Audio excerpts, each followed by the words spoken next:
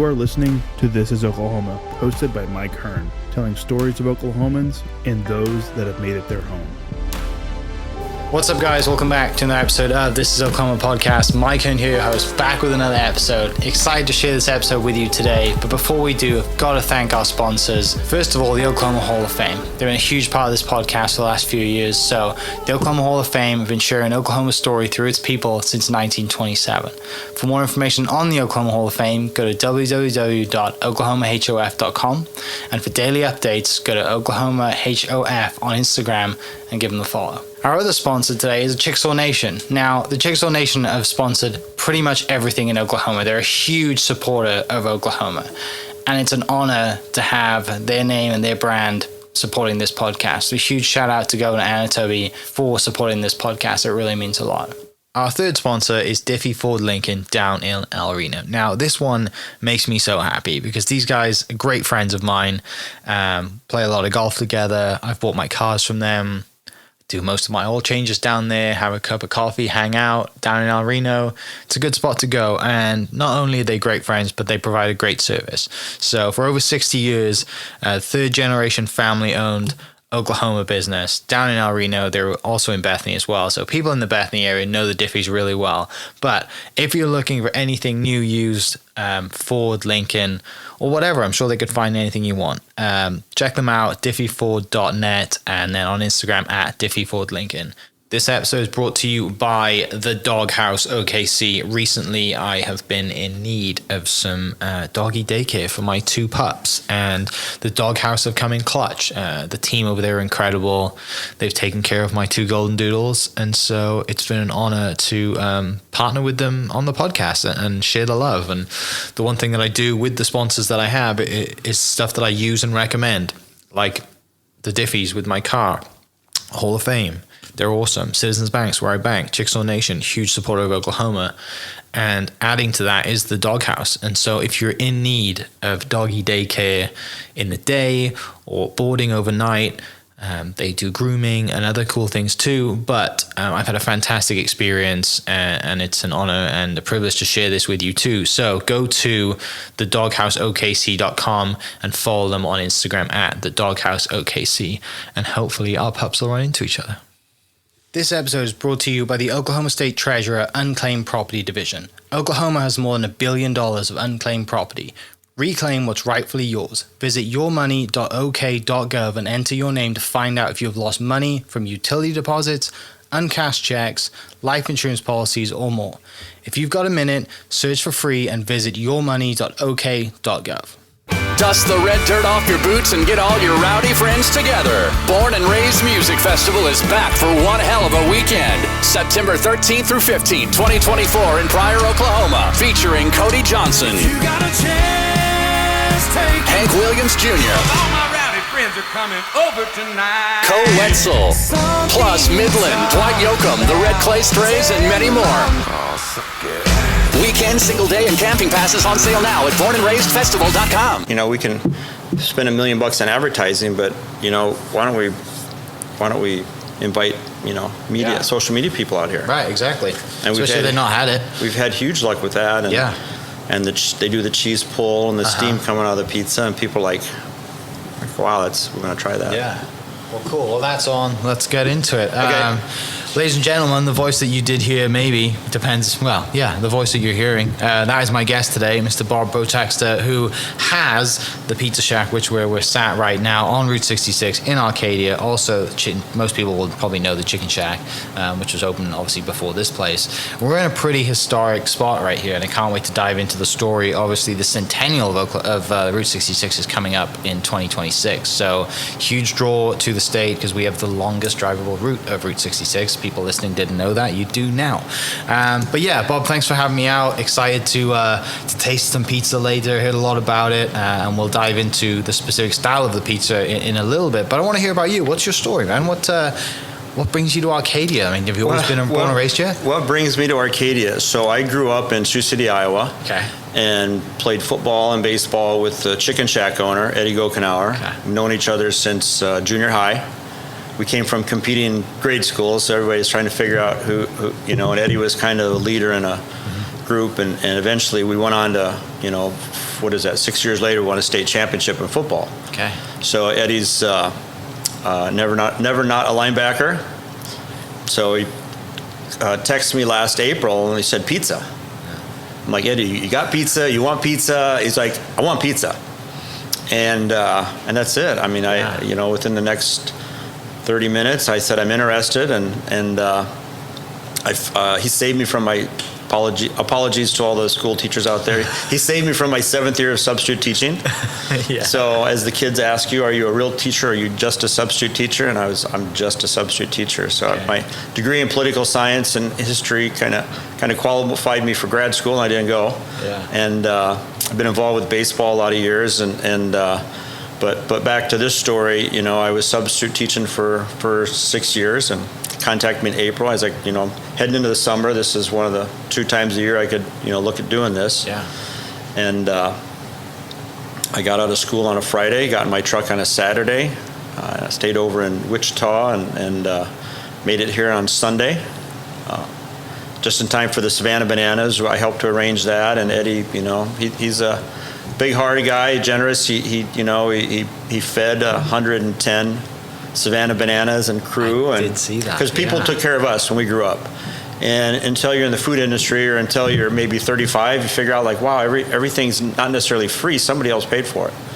And so in the realm of sports, people took care of our football team that we played on, and we played on an all-star baseball team together when we were younger, and like parents, you don't realize everything comes from somewhere. So I was like, so now I was in a position to ask him. I had some friends that played for the Bananas and coached there, and he's in a position to take care of somebody else. And I asked him, and he said yes. Wow. And they had 110 of the traveling crew, 255 passenger buses, and fed their whole crew. And it was an amazing ordeal. But more amazing to them, they almost to a T labeled this as their favorite day off spot of the summer. Because they got to relax. Yeah. They weren't in a hotel, they weren't at the ballpark, they weren't in a restaurant. This was a restaurant. This is more of a backyard extravaganza restaurant. You feel like you're at home. You're sitting on picnic tables out back, and people love the atmosphere. And then they had live music, so they were dancing and they were playing football with kids. And back the backyard of the chicken shack has football and volleyball and wiffle ball, and so they all found their own corner of the backyard. Some hung out by a fire pit, and but they traveled from Oklahoma City to Tulsa, and they stopped here on the way. Wow. So I went to, and Eddie and I and probably about 10 people went to the game in Tulsa then the next day.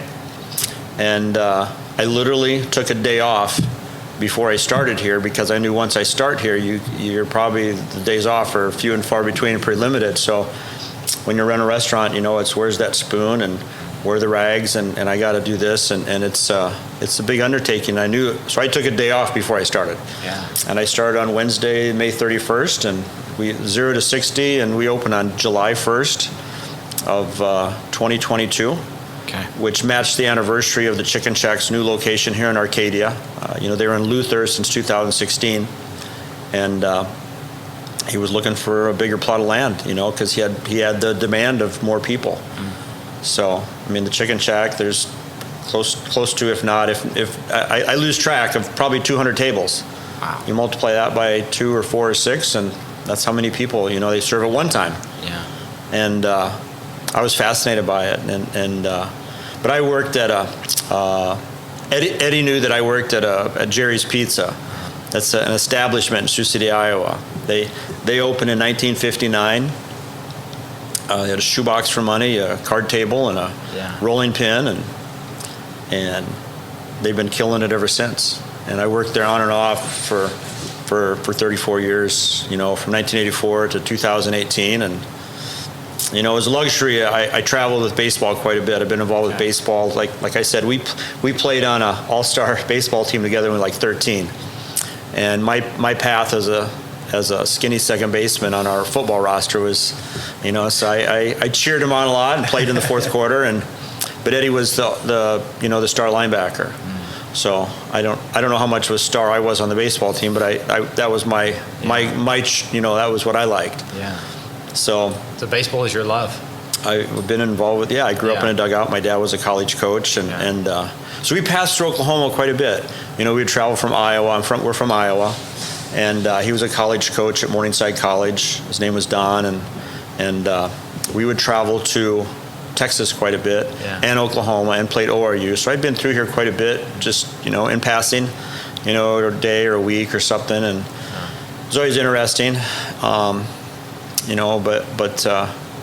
So between baseball and pizza, I would travel, and I was fortunate enough to be able to travel the world through baseball. Wow. I lived in Russia on and off for 8 years, and been heavily involved with baseball in Russia and international baseball. So what it comes back to is, when you're coming home for the winter, after the season's done, within 2 or 3 days, I usually had a full schedule at Jerry's Pizza in Sioux City. The demand in the winter is more for the delivery drivers, and then in the spring I needed to leave, and they were okay with taking me off the schedule, and I did that quite a few years. I coached in college, in Morningside College, for 8 years, and always had the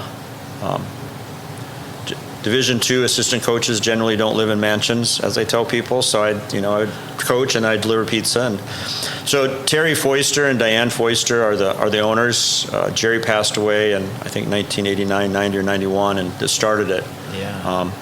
And they continued to kill it. They have a nice life. It's not easy though. It's they're never not there. Even when they're not there, they're never not there. It's always a phone call in, and Eddie lives that life where even if he's not here, he's here. Somehow he's arranging for the next group of people to come in.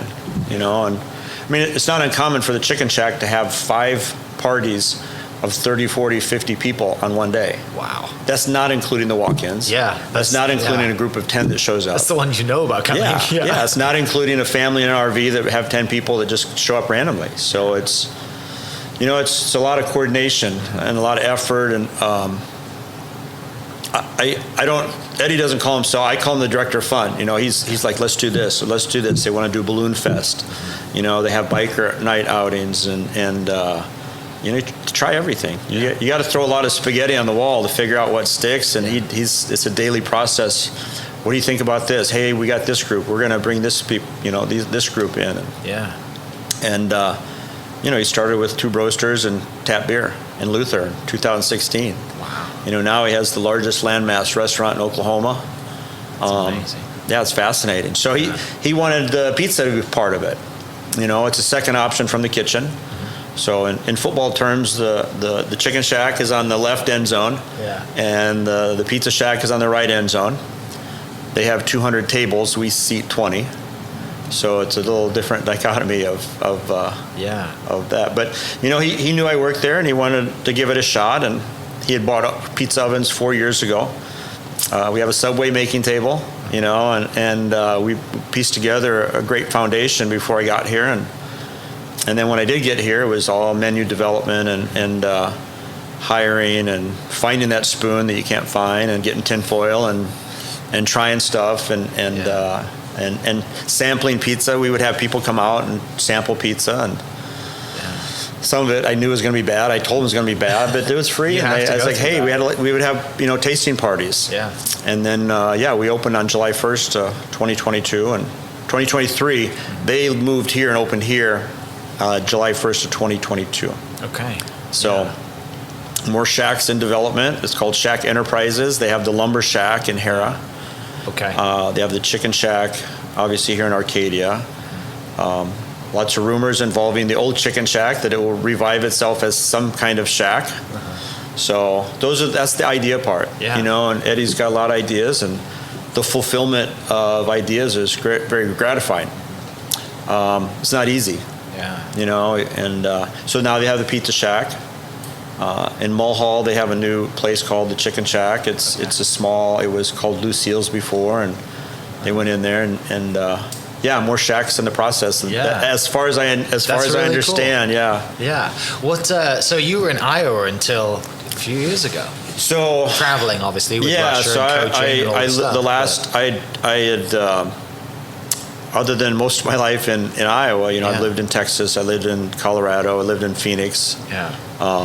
Texas and Arizona involving baseball, and then I lived 8 of the last, since 1990, 8 years since 1990, I lived for the most part in Russia, traveling back and forth. Yeah. So the last time I was there was in 2019. Okay.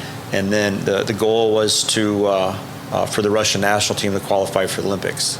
Yeah. And with that being the goal, our hurdle was Israel, which had a lot of former minor league baseball players. Your path as an Olympic athlete is determined by your country's laws on who can be a citizen and how fast that process is. So, in the Jewish faith, if your mother is Jewish, and that can be tracked back to your homeland, then you have the ability to procure a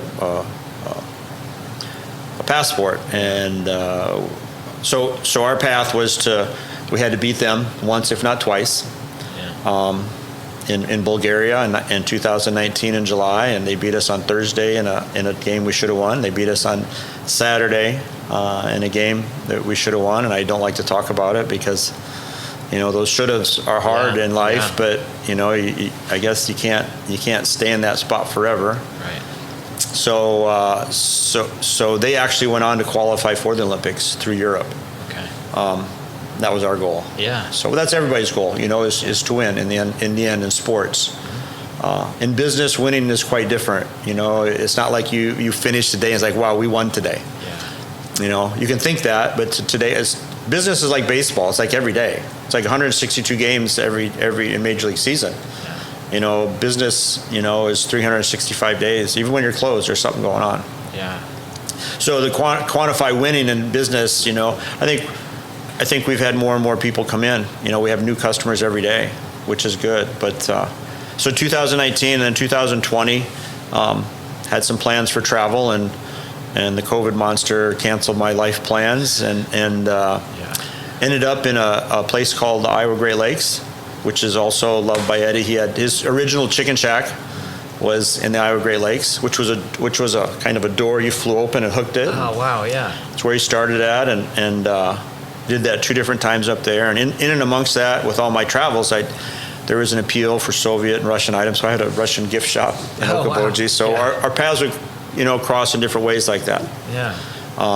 How do you even get, what leads you to have a conversation with someone that says, hey, we need baseball coaching in Russia, and how do you get that job? They didn't seek me out. Okay. I looked for it. Okay. Wow. I was 21, 1988. Yeah. And I liked international relations. I lived in Texas, South Texas, 20 miles from the border in Edinburgh, Texas. I was fascinated by, there's a line in the sand, right? On the other side, the people look different, they speak different, their food's a little different, and their laws are different. It's a different country, and on our side, the population is about 80% Mexican-American in South Texas, but it was just fascinating how one line can separate different cultures, and there's a lot of mix of the cultures, right? But still, it's a different place. And it just, I think that stuck with me for the longest time. I was interested in baseball. In 1988, I read 2 articles about baseball being started in the Soviet Union. One in Sports Illustrated called "The Russians Are Humming," and I was fascinated. And so I was playing baseball in college, had a summer job. I was working at an ice cream factory in Lamar's, Iowa, Wells Blue Bunny. It's kind of world famous. Yeah. I'm told that Brahms is better. So but for this podcast, yes. Yeah. But Brahms is awesome. It's just it's considered the ice cream capital of the world. And I like Brahms. I like Wells Blue Bunny. But at the time, I was working at Wells Blue Bunny, and your mind wanders when you're putting small boxes into big boxes on the sugar cone machine at 3 a.m. I popped into my brain, I want to coach baseball in the Soviet Union. Wow. And no, there was no template, there was no rule book, there was no application process. And I just started calling people. Yeah. I went to my professors the next day, and they said, well, call the State Department. And you can just envision the people on the other side of the phone. They're like, "You want to do what? You want to go to Russia? Okay. Why? Well, the Soviet Union. Soviet Union. Sorry, yeah. But it came back to the line in the sand between Mexico and the United States, which is actually a river, not a line in the sand, but proverbial line in the sand. Yeah. Like between America and the Soviet Union. I'm like, they can't hate us that much. Right. That was a big part of that. They looked like us. Gorbachev looked incredibly like my father. And I was like, wow, they can't hate us that much. They not only like baseball, but they're going to try it. So the path there was the International Olympic Committee in 1986, in the fall of 1986, had instituted baseball as a gold medal sport in Olympics to be played in Barcelona for the first time. So a month later, the Soviet Union declared baseball an official sport in the Soviet Union. And at that point, that meant government funding, and that meant, they went from, I think it was a big deal. We went from 0 to 60 in a restaurant in 30 days. They went from 0 to 60 in a year to developing a nationwide league in the largest country in the world with 30 teams, kind of mimicking and mirroring and using the U.S., They're like, well, if that's where the best baseball is, or that's where the best baseball is played, because I don't want to get in trouble with the Dominicans and the Japanese, but if that's where the best baseball is played as a collective group, then that's our model. But they had an interesting model. They could also follow Cuba. They stretched the world. They're over by Japan, so they had a lot of options to follow and to emulate. Yeah. And none of this did I know at the time, but I started contacting people and a lot of closed doors, a lot of hang-up phone calls. I called USA Baseball, and they're like, you want so you're a coach, right? I'm like, no, I'm just a player. Yeah. And it's just like being just a substitute teacher, right? Yeah. Just because you're just that person doesn't mean you can't do it. It's just kind of what you want to do. So I wanted to do it, and I kept reading through those articles again. I found a man named Richard Spooner, who was worked at the USSR Economic Trade Council in Moscow, a graduate of Yale, and he was the Johnny Appleseed of baseball. Next thing you know, I found his number somehow. There's no internet. Mind you, if you're younger than we are, there's no internet. There's no whitepages.com. There's no Googling how to do this. It's not a contact us page on the website. There's no AI telling you how to do this plan or write a white paper. It's like, no, I had wanted to do it, and I found Richard Spooner. Yeah. I started calling Moscow from my basement in Iowa. Like, hey, and he's like, okay, I'm interested. So a lot of times, the no's, you should never be dispelled by a no, because maybe you're not talking to the right person. Right. So I just, the guy that said yes happened to be the right person to put me in a position to go there. So a year and a half later, in 1990, and March 3rd, 1990 is my Russian birthday. Yeah. Because that's the day I landed in Moscow at Sheremetyevo Airport, and there's guys in fur hats and machine guns on the tarmac, and I'm like, we're not in Iowa, we're not in Kansas anymore. Yeah. Or we're not in Oklahoma. It's a different world. People are amazing. I lived there. I was there for 6 months, and do you have to learn the language, or did you get by speaking English? No, I knew 10 words. Yeah. I was a bad Russian student in college. I took 2 courses at 2 different colleges. Obviously, as one of my professors told me, it's like, doesn't seem like you wanting to go there has been a big enough motivation for you to want to learn the language. And I'm like, I didn't think about that. I'm like, it's, just sitting in a lab in Sioux City, Iowa, sitting in a language lab in Sioux City, Iowa, with headphones on, and saying, "Ya хочу есть," I want food, I want to eat. Just, nobody's talking back to me. There's no face, right? Yeah. So I knew I had a good foundation of the alphabet, which is a phonetical language, so that's huge. And I knew 10 words when I showed up, and then 11, and then 12, and then so I had this. Yeah. I always had a notepad, and can you write that down? They're like, what? Who are you? Like, I'm American. I didn't understand that word. people, Yeah. you get past that first, like, is this guy crazy? Which that might have been the case, but it was like, oh, this guy wants to learn language. Yeah. So I think people not admire, not respect. It's endearing. Yeah. Like you want to be, Yeah. here. Yeah. So I just made it a point, and I would ask for help a lot. And then our second baseman one day, he's like, do it yourself. And I'm like, okay. So that kind of, it's like the parents, like, okay, Yeah. we've helped you, now you do this yourself. And because it's a crutch. Asking for help is good, giving help is good, but when it's All the time. it's and they notice that, and then he's like, some, deal it. He's like, just do it yourself, deal with some. And I was like, all right. And from then on out, I would ask for help, but I try to figure it out a lot. So we were successful. We won the championship of the Soviet Union our first year there with the Moscow Red Devils. And then I went on to coach with the Soviet national team and European Championships Group B. Wow. And we won that, which advanced us to Group A. 91, which put us onto the qualifying path for the Olympics in 1992. Yeah. We didn't qualify, so Spain hosted. So they had an automatic qualifier, and then I think it was Holland that repped. Holland and Italy are two powerhouses, and still are today, but baseball's a lot better there. But, Wow. So and that was that embarked me on a 30-some year path of traveling to 27 different countries and seeing lots of people and lots of places, trying lots of pizza the world over. So and being in lots of baseball dugouts and games and post tournament celebrations that are very similar to Americans. They're happy. You're happy you won. Yeah.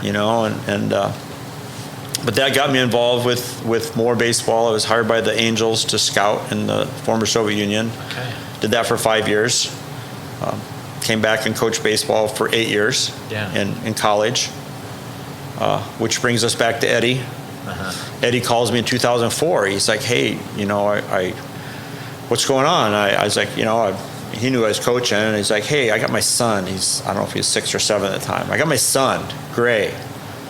He likes baseball. I don't know. I think, I was like, Eddie, you play baseball. You can help. He's like, no, I want. Like, he seeks out some specialists, it's just admirable, not wanting to always do it doing it yourself, but seeking out people that he thought could help better.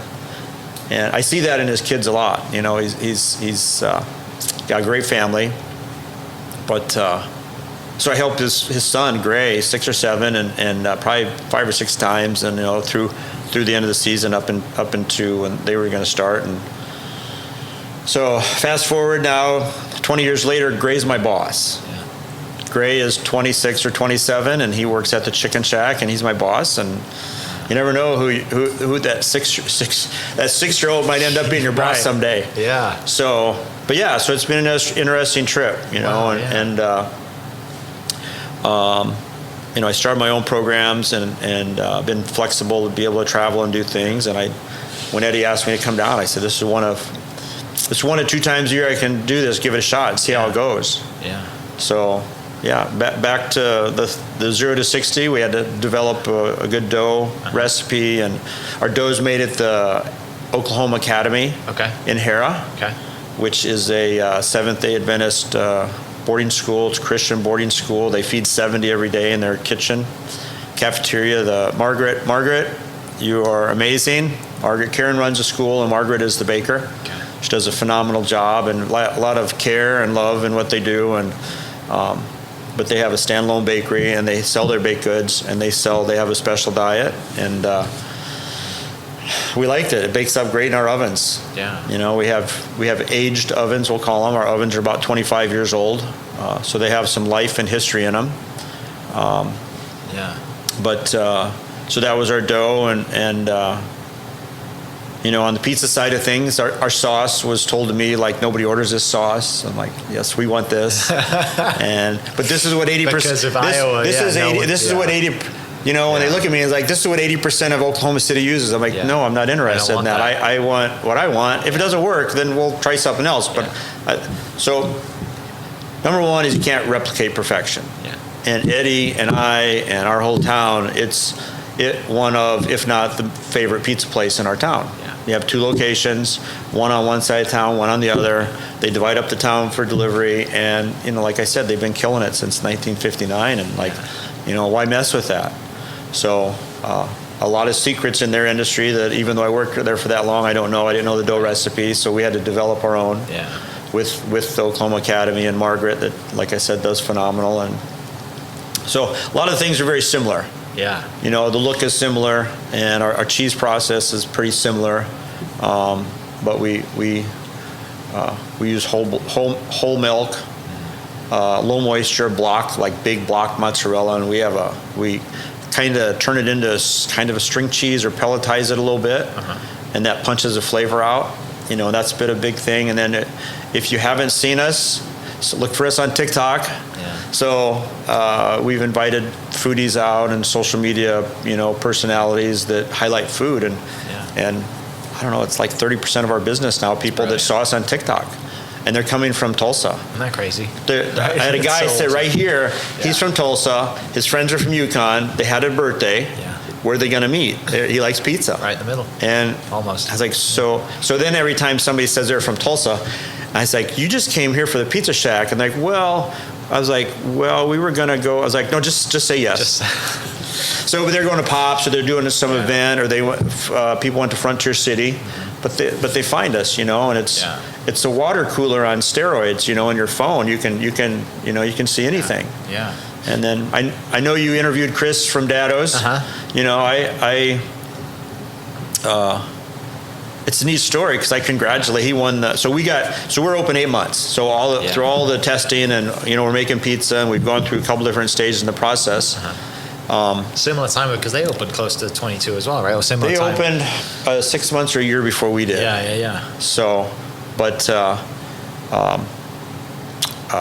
we got named in the top 16 pizza places after being in Oklahoma City Metro, which is 1.5 million. Yeah, it's a huge area.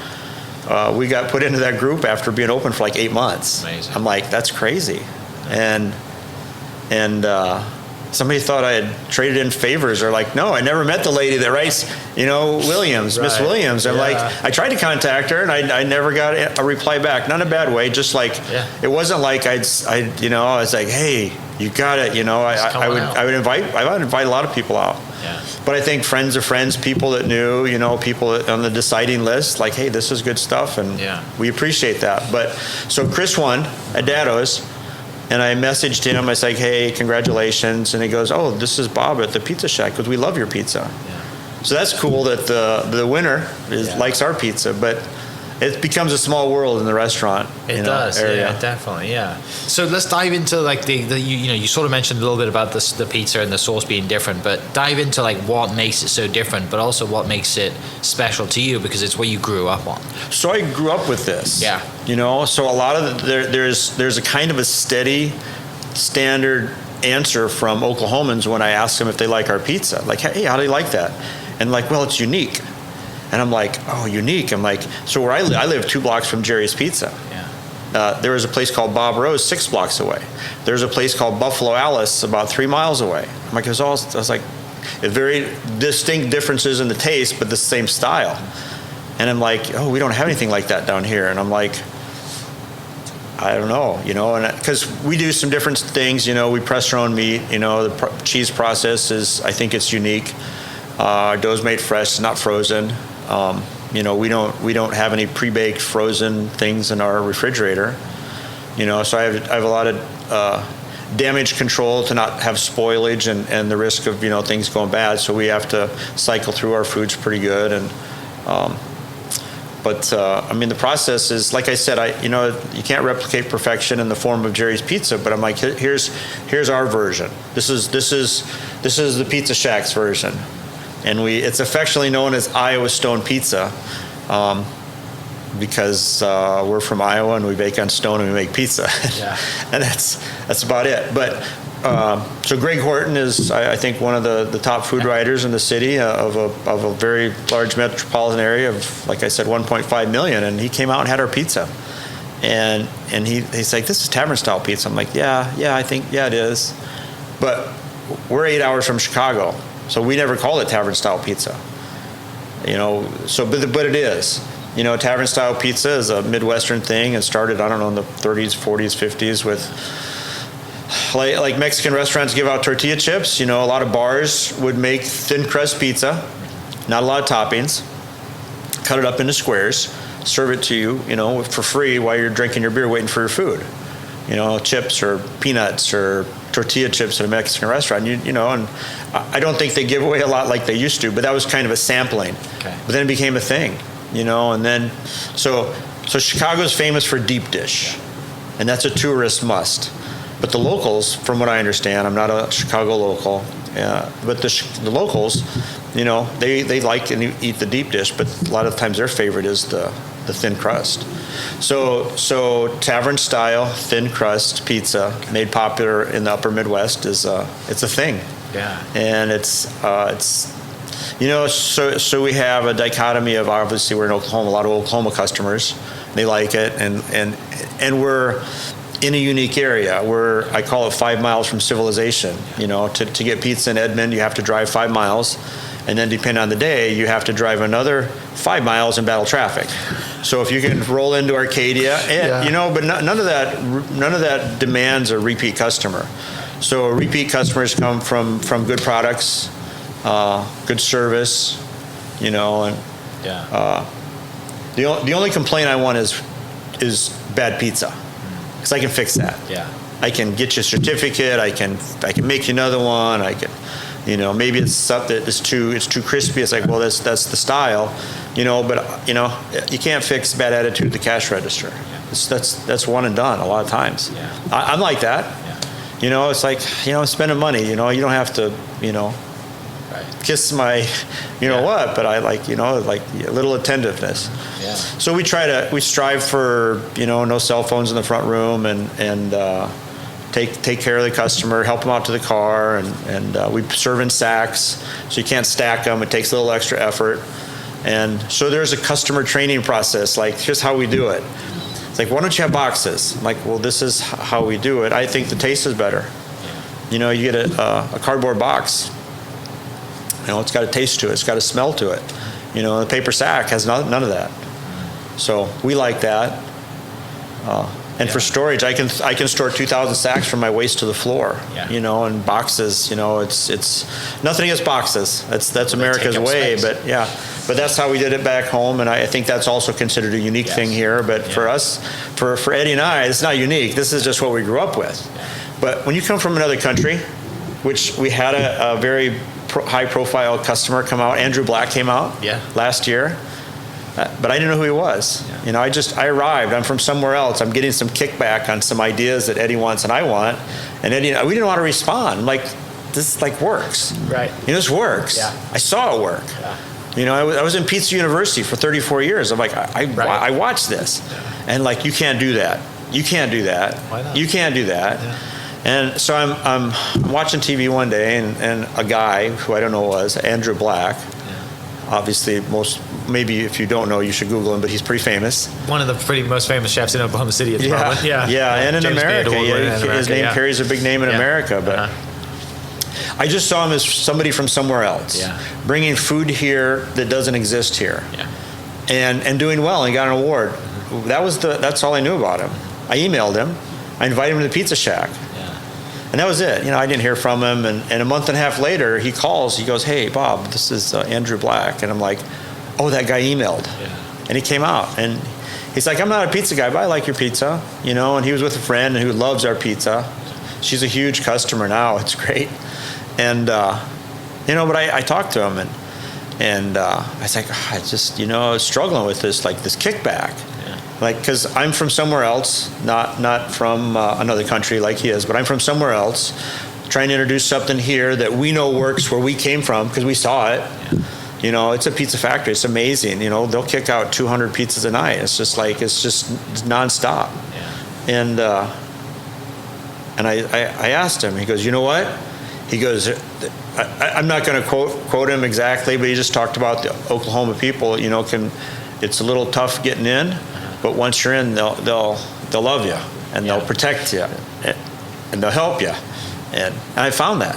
And it's good. It's just, being studying political science and history, I'm fascinated by the land run, and then the tragedy of the Trail of Tears, and the mixing of all the different cultures here, and how you ended up here, and how you got here, and how the state was formed.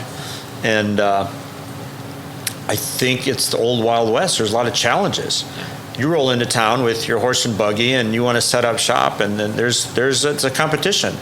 I think so that you can't do this wasn't invented for Bob Protexter. It was like, this is like, I just see that as a pathway of like, and that's America. They went from east to west, and you show up in these new towns, and then you got people coming from other countries from the Far East, and you're this out in California, but that mesh is like, show me, or you can't do this, or and it wasn't. I realize it's not an insult. It's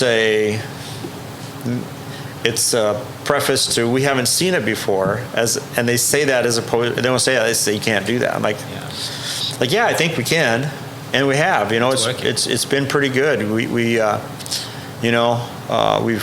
done increasingly better from week to week to week through the start of the summer, and that's when we've had this big push, through social media to try to have people come out, and you're all invited. Come on out. So, but we've invited people out. They've had a good time. We don't do anything a little more attentive. Just like to make sure. Do you want to try this? You want to try different? And they see how we treat other customers. Like try to, because I got one shot, right? Yeah. $20 is an investment. Yeah. $7 for a sandwich is not an investment. Like, I'll try that. So not only are you dropping $20, doesn't matter how much money you got. If you're dropping $20 and you're not feeding your sandwich, you're feeding the family a sandwich, right? Better get it right. Yeah. So there's there's that. But the funny thing is the more people have come in, our first customers were only new, obviously, and then we started getting repeat customers. Familiar faces. Yeah, and then we started getting friends of repeat customers. And now, yesterday, guy ordered 15 pizzas for the OKC Gun Club. Yeah.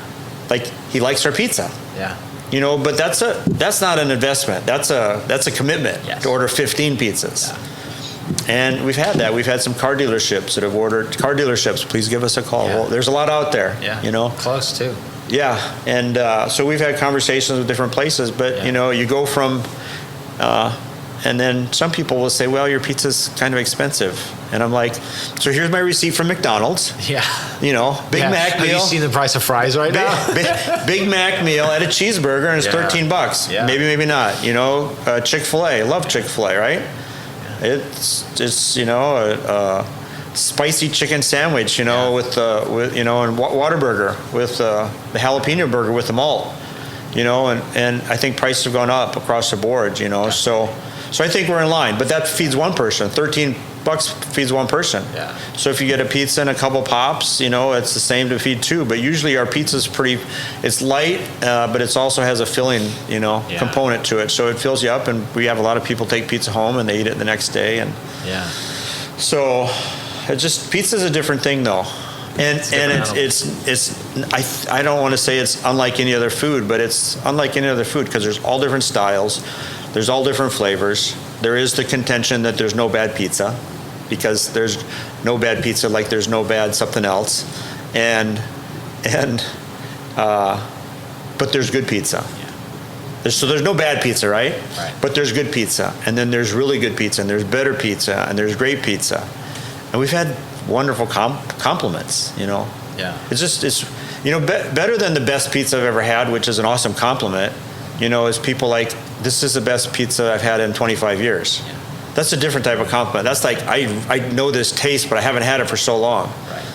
And Josh from Ohio is a customer. He's been looking for 4 years since he's been here from Ohio for something like this, and he found it. And Eric the Viking from Minnesota. He's a good customer. He's been here 13 years, and he said, I finally found a place. So That's it's good. unique to the locals from the faraways. California people like our pizza. I'm not sure that, I think they think it reminds them of mom and pop shops from this. This is a mom and pop shop, and we're in a 1920s gas station. Yeah, what did you think when you came here and saw this space? I mean, you must have thought this place was No, like... I thought it was it's- awesome. It is. in I this thought it was area. awesome. Yeah. We have old floors. Yeah. You, You know- don't have to build the character No, here. It's already you know here. how many restaurants spend thousands of Yes. dollars to make their restaurant look old? Yeah. No, we have an old place. Yeah. So had a conversation recently with somebody that deals with this area of land. So this area of land is leased from the McClendon family or the state or the widow. I'm not sure the particulars, but they have overseers of the land, and this building was, that's credit empty for a long time. only to Eddie. Eddie Yeah. said, "Don't tear the building down." Yeah. Because it has a hood, it has a kitchen, and kitchens are not cheap, and he wanted pizza, and so it's an idea. He's tried a lot of things, and he'll self-admit they don't all work, but you can't get stuff to work unless you try a lot of things. Yeah. I mean, this worked. The Chicken Shack, they have 200 tables. They have live music every night. It's phenomenal. So he's always trying something new. Yeah. And it's easy to sit on the sidelines. Well, that's, why do you do that? Or that's not right. Or, but he's not on the sidelines. He's like in the middle of it, like the linebacker is. Yeah.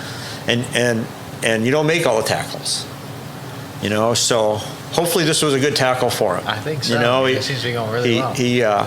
He appreciated my work. He was really respectful of my time when I came down here. He goes, "Can you come down for like 2 or 3 days and, kind of see what it looks like to get us started?" I'm like, "Look, Eddie, 2 or 3 days, there's not too much damage I can do in 2 or 3 days." Right. Because we're still tweaking things. Yeah, as you will. You'll improve as you'll see things that'll always change, or you'll improve things as you go along and add things. I mean, whatever it is, it's always a work in progress. Yeah. So we have the map here of Route 66, painted by James and Lisa from Luther Hardware, and their 6-year-old Declan, who also has That's brilliant. the thing up there, but. We just wanted people to have the attraction of being here. Yeah. Because if you live here, it's like, well, it's Route 66, But if you're from Spain, it's a big deal. It's a big deal. John's place up the road, they people like, it's like Spain. It's like a must-go-to place. Yeah. So we put our sign up. I don't know if you saw the sign. Yeah, the Los Angeles, Chicago sign. I want to hear you tell stories about that, because when we first started talking, I think you just finished it. So,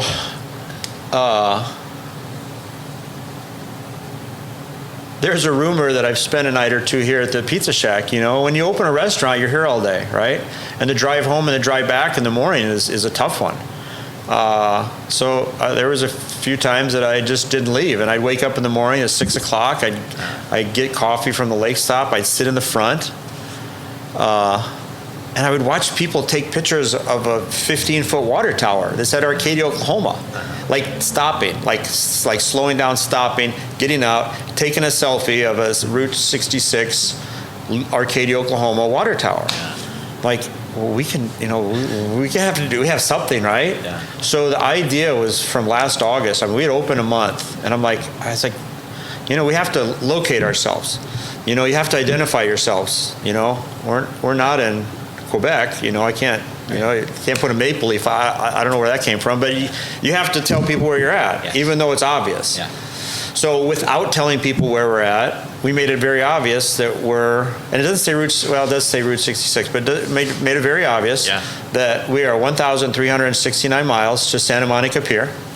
We listed it in Los Angeles because that's in the songs, that's in the movies, that's the sexy part. But the end of the trail is Santa Monica Pier, right on the water. And on the other side is the mileage to Chicago, to the begin sign, which literally, if you're not a Route 66 savant or aficionado, there's a sign that says Historic Route 66 begin.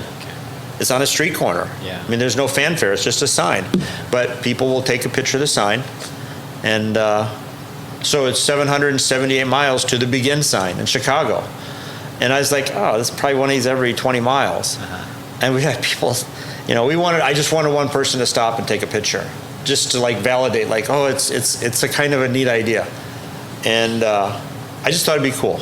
You know, a lot of times, you know, there was no focus group. There was no polling. I was like, no, you know, Eddie does a lot of that. I watch it. He tries this, he tries that. And so I tried it. I was like, you know, I just wanted one person to stop, like to make me feel good that actually it's cool. Yeah. And the next day I got a guy out there with a handheld, you know, with the video, and he's from Romania. He's a YouTuber. He's got like 100,000 views or 100,000 followers on YouTube. He and his wife, they travel the world. And then I always ask, which way are you going? He goes, oh, we're going from Los Angeles to Chicago. And we stopped, we saw the sign, you know? So now in Romania, people are watching this. Yeah. And then, so if I'm here, the temptation is just sit there all day and see who stops. But that's the day that nobody's going to stop. But when I'm walking in and walking out, I see people out there, I go talk to them. Yeah. And guess where they're from? They're from England. All over. There's a doctor from Spain driving on a motorcycle, rented a motorcycle in Chicago, went to LA by himself. He stopped because he saw the sign. He wanted to take a picture. You know, it's got Los Angeles. So it tells you where you're at. Yeah. Where you're at in life. You know, you're on Route 66, and if I go that way, I got 1,300 and some miles. If I go that way, I got 700 and some miles. But 3 guys from Switzerland.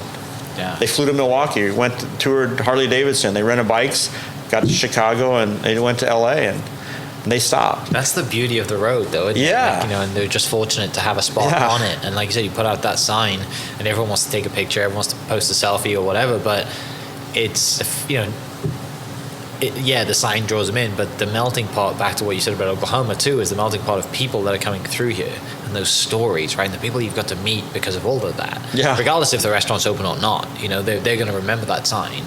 And it's, like I said, you're posting to people in their country, and if they come out, they're going to, you know, friends, and it's brilliant. I love it. Well, I don't know about the brilliant part. It was just something fun you don't want to try, right? Yeah. And you never know. But so there's not even a Pizza Shack sign on I'm getting some hard times. Like, it's not even a Pizza Shack sign. Like, we're not doing it to sell pizza. Right. We're just like, this is it. And people are going to stop, you know, and it's Pizza Shack signs in the background, but a lot of cool pictures. So you got the round barn in the background. Yeah.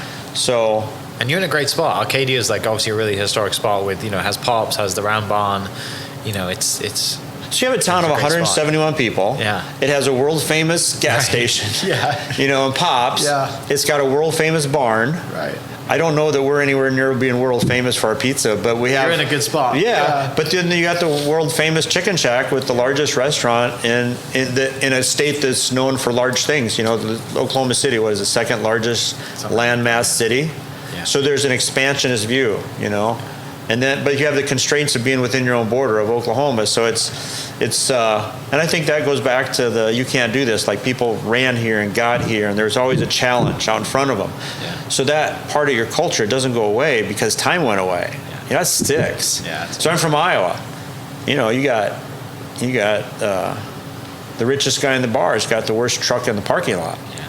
You know, it's just like, you know, you're a little frugal because 3 years of great farming can be destroyed in 1 year of bad weather.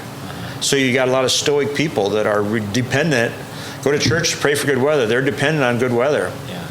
And when they struggled this year in Iowa because of the floods, so that's our deal. That's your background. You know, we don't live on the beach in New Jersey or, you know, in Southern California where your hair's a little blonder, you're a little longer, and you go surfing. It's just, you live where you live, and the culture grows out of that. And I think it's a huge attraction for. So we've had people from Belgium, from Germany, from England, from Russia, another one from Russia, another one from England, Switzerland. These are the people I randomly meet when I'm here. This isn't like me standing here all day. Right. You know, this is like just passersby. Yeah. Do you have a world map in here where people put their pin on? No, we're working on that. I found this, you know, map at an undisclosed location because they probably don't want to know where I got it, but it shows all the different road signs, and people are, you know, just fascinated looking at that. But travel and mobility in America, and travel is a big deal. Yeah, it is. You know, and you get on the road, the open road. Yeah. Walt Whitman, the open road, you know, and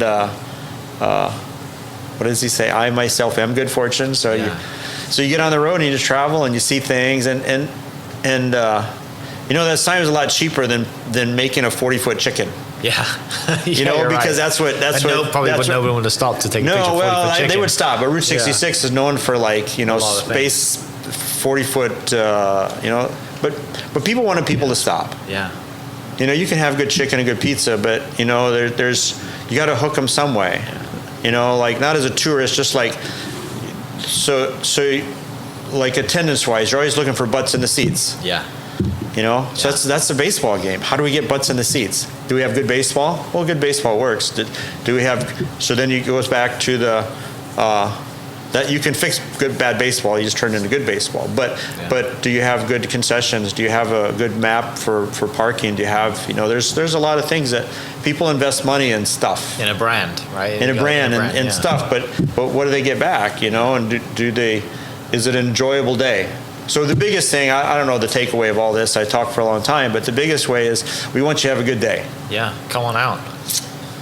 When you show up to the Chicken Shack and you sit there for 4 hours, you know, and order food, I mean, you're in front of a fire pit with live music. Yeah. Like, that's a good day. It doesn't feel like you've been there 4 hours either. You just come hang out. You know, Red Lobster is great, but I don't know if people go to Red Lobster for 4 hours. No, and more back to what you said earlier, it feels like home.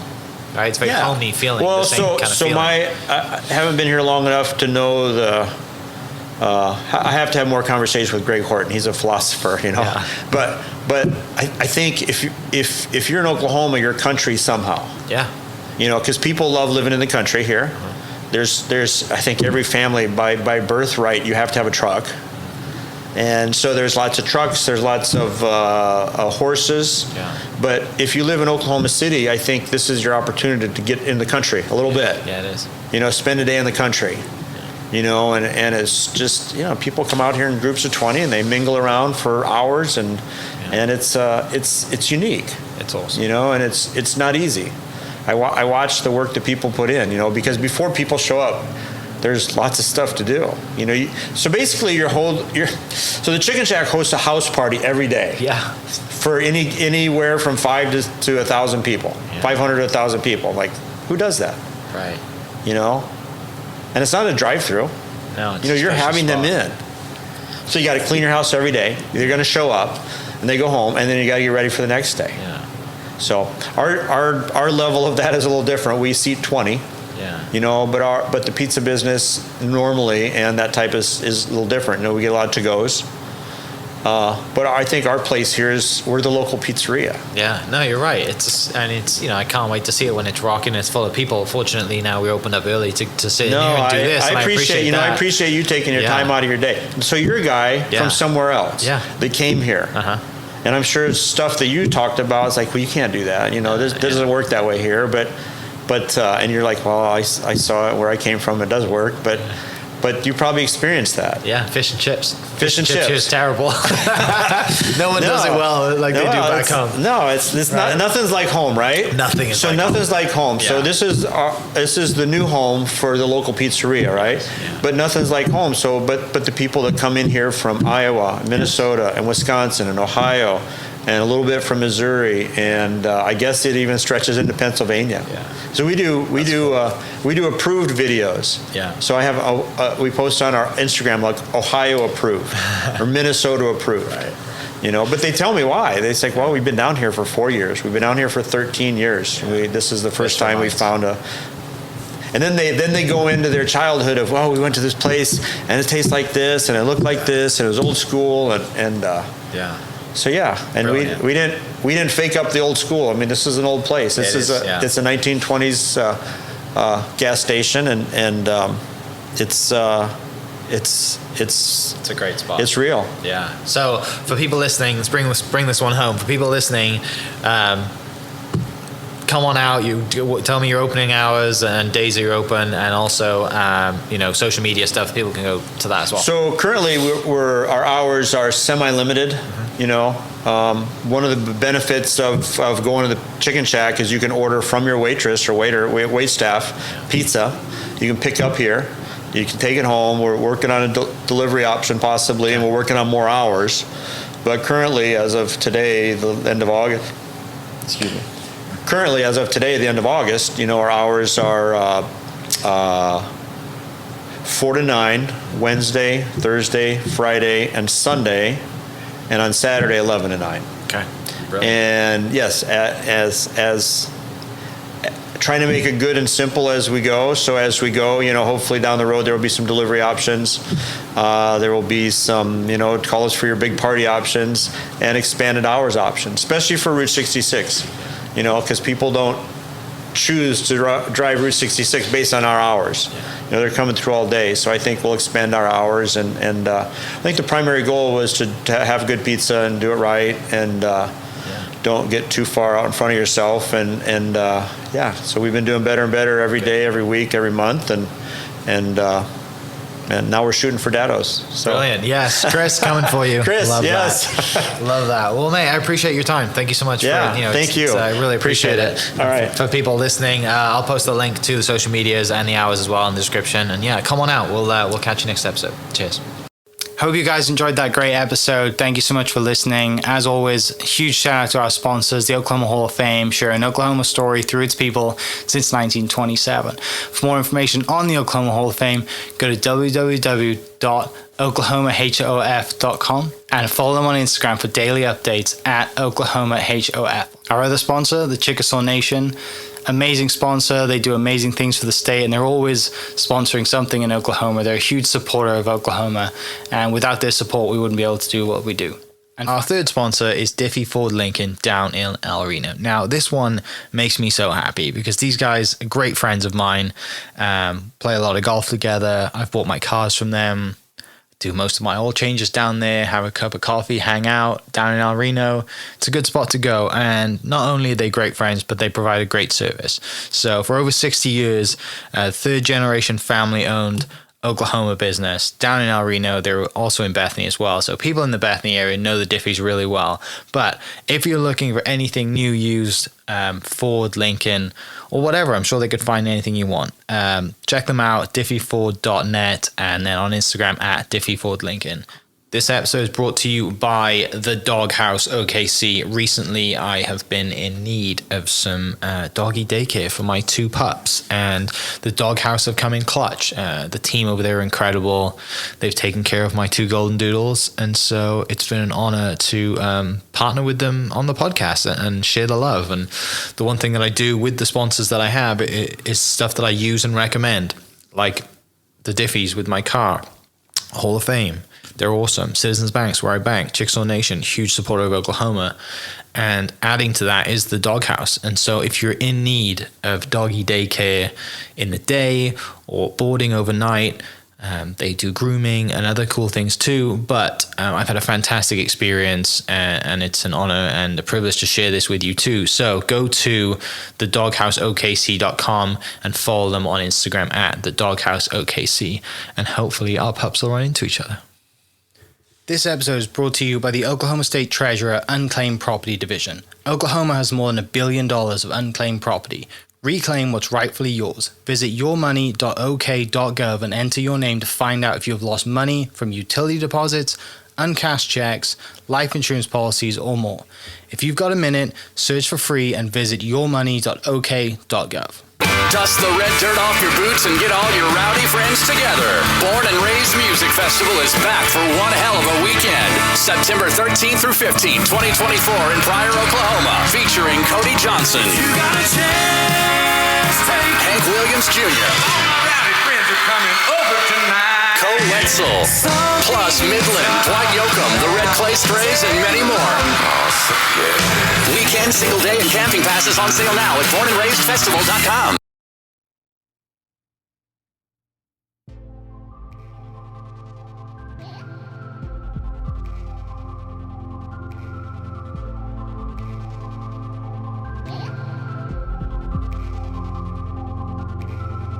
Thank you for listening. We are inspired by those around us and hope that you are too. Make sure you subscribe to this podcast on your favorite podcast platform and leave us a review so we can keep telling your stories. For more great Oklahoma content, follow This Is Oklahoma on Facebook and Instagram.